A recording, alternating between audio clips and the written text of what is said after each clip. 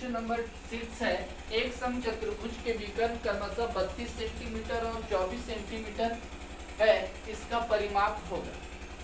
यानी समचतुर्भुज के विषय में फिर बोला गया है। तो आपके सामने ये विकर्ण हो जाएंगे, विकर्ण ए बी सी डी एक समचतुर्भुज है। और विकर्ण के विषय में हम लोग पहले से जानते हैं, एक दूसरे को समद्विभाजित करता है। तो बड़ा विकर्ण 32, तो ये 16 होगा, ये भी 16। छोटा विकर्ण ये बड़ा 32 था, छोटा कितना है 24, तो ये आपका 12 और ये 12 हम पहले ही बताए थे। समकोण त्रिभुज में कुछ डेटा याद रखना पड़ेगा। तो ये 12 ये 16, ये भुजा। परिमाप तब तक नहीं निकलेगा जब तक भुजा पता नहीं हो जाए। तो ये 16 और ये 12, तो अगला कितना आएगा 20। यानी पाइथागोरस प्रमेय का कुछ डेटा है समकोण त्रिभुज के लिए 12, 16 और कर्ण कितना आ जाएगा, ये 12, 16 और ये 20। तो ये आप याद रखेंगे कि इसमें जो सबसे बड़ी भुजा होता है वो कर्ण होता है, और समकोण के सामने की सबसे बड़ी भुजा कौन है, ये। तो ये समबाहु त्रिभुज की क्या है, भुजा भी है। तो और समकोण त्रिभुज के लिए ये कर्ण है और समबाहु त्रिभुज के लिए भुजा। तो अगर ये डेटा आपको माइंड में है तो सवाल इजीली बन जाएगा 20 चौका 80। तो आपका आंसर कितना आने वाला है 80। अदरवाइज आपको पाइथागोरस प्रमेय से ये कर्ण निकालना पड़ेगा।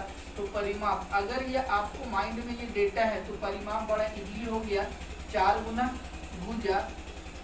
तो 4 भुजा का वैल्यू कितना है 20 चौके 80 सेंटीमीटर, यदि आपको ये माइंड में है तो। अदरवाइज आप बेसिक रूल से निकाल सकते हैं। तो इस प्रश्न का सही आंसर क्या आएगा दोस्तों, 80 सेंटीमीटर। आइए नेक्स्ट क्वेश्चन, क्वेश्चन नंबर 7 है, एक समचतुर्भुज के विकर्ण 8 सेंटीमीटर तथा 6 सेंटीमीटर हो तो उसकी भुजा का वर्ग कितना हो।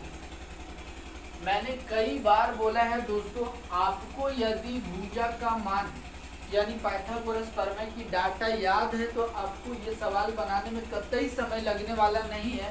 एक भुजा 8 सेंटीमीटर और दूसरा कितना 6, तो 8 का हाफ कर देंगे कितना आ जाएगा 4, और 6 का हाफ कर देंगे तो कितना आ जाएगा, क्योंकि विकर्ण एक दूसरे को समद्विभाजित करता है। मैंने बहुत ही अच्छी तरीके से आपको बताया है 3।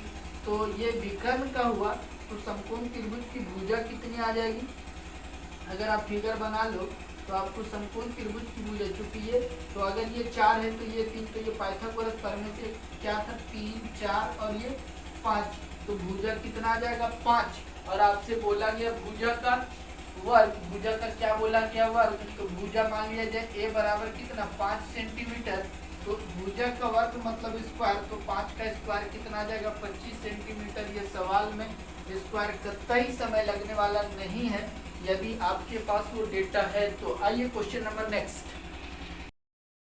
क्वेश्चन नंबर 8 है दोस्तों, एक समचतुर्भुज की प्रत्येक भुजा 10 सेंटीमीटर है और विकर्ण की माप यानी एक विकर्ण की माप 16 सेंटीमीटर है, इसका क्षेत्रफल है। तो क्षेत्रफल 1/2 विकर्णों का गुणनफल।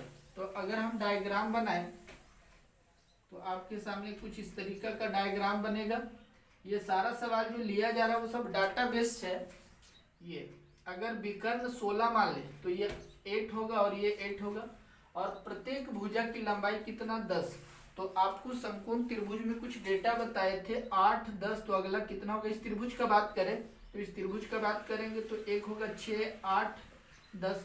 समकोण की सामने वाली भुजा जो समचतुर्भुज की भुजा है वो कर्ण बन जाएगा, और ये 8, तो ये कितना आएगा 6। तो समचतुर्भुज के विकर्ण एक दूसरे को समद्विभाजित करते हैं तो ये 6 आ जाएगा, तो ये कितना आएगा 6। यानी एक विकर्ण 16 तो दूसरा विकर्ण कितना आएगा 6 + 6 या 6 × 2 12। तो उस हिसाब से क्षेत्रफल कितना दिख रहा है आपको 1/2 विकर्णों का गुणनफल। एक विकर्ण आपके सामने था 16 सेंटीमीटर और दूसरा निकालिए डेटा के हिसाब से कितना 12, तो 2 से 2 कैंसिल 6, 16 छक 96 सेंटीमीटर स्क्वायर। यानी समचतुर्भुज का क्षेत्रफल कितना आएगा 96 सेंटीमीटर स्क्वायर। ये सभी सवाल जो देखते कतई टाइम लगने वाला नहीं है यदि आपको समकोण त्रिभुज की डेटा है। फिर मिलते हैं नेक्स्ट वीडियो में कुछ खास क्वेश्चन के साथ और दमदार क्वेश्चन के साथ। तब तक के लिए धन्यवाद। Have a nice day.